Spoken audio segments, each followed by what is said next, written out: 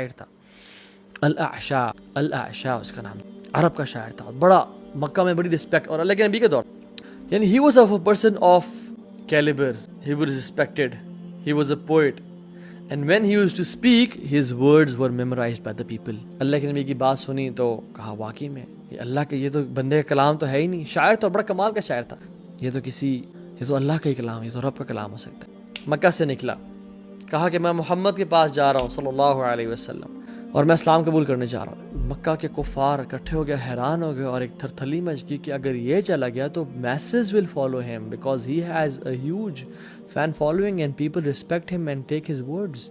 کیا کریں اس کے ساتھ؟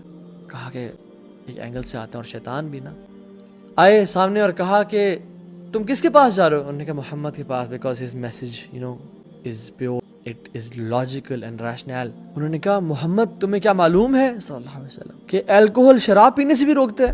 اس نے کہا کیا شراب پینے سے روکتا ہے؟ اس نے کہا ہاں، and he was a big drug, he used to drink a lot of alcohol. تو اس نے کہا okay fine, let me wait this year and drink as much as alcohol I can. اور میں اتنا پیوں گا کہ میرا دل ہی بھر جائے گا اس سے، اور میں پھر کبھی الکوہل کی طرف یعنی اس کو دیکھنے کا بھی دل نہیں چاہے گا. And I'll satisfy my soul and my nerves and then I'll go next year and accept Islam. تاکہ میری ڈیزائر میرے سے ختم ہو جائے.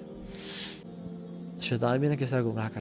So people were relaxed کہ شکر ہے mission accomplished. واپس گیا شراب پینا and he died that year. Inna lillah. He obeyed the people, those who told him to obey his nafs, and he was from the person جو کہ بالکل بہک گیا. قرآن میں کہتے ہیں کہ تم نے دیکھا نہیں اس بندے کو جس نے اپنے نفس کو اپنا رب بنا لیا. اس کا نفس کہتا ہے کہ بری ویب سائٹس دیکھو، اس پہ ایکسیس کرو، وہ جاتا ہے. اس کا نفس کہتا ہے گالی دو، وہ گالی دیتا ہے. اس کا نفس کہتا ہے کہ غصہ کرو، وہ غصہ کرتا ہے.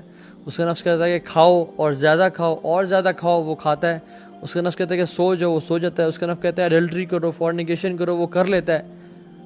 افرأیت من اتخذ الہہ ہوا، کیا اس نے دیکھا نہیں کہ اس نے اپنے ایک بندے نے خدا بنا لیا اپنے نفس کو. جب خاتون سامنے سے گزرے آنکھیں نیچی کر لے. جب جھوٹ بولنے کی باری آئے اپنے رب کا خوف، میں رب کے سامنے کھڑا ہونا، اس کو میں کیا جواب دوں گا؟ وہ تو مجھے دیکھ رہا ہے.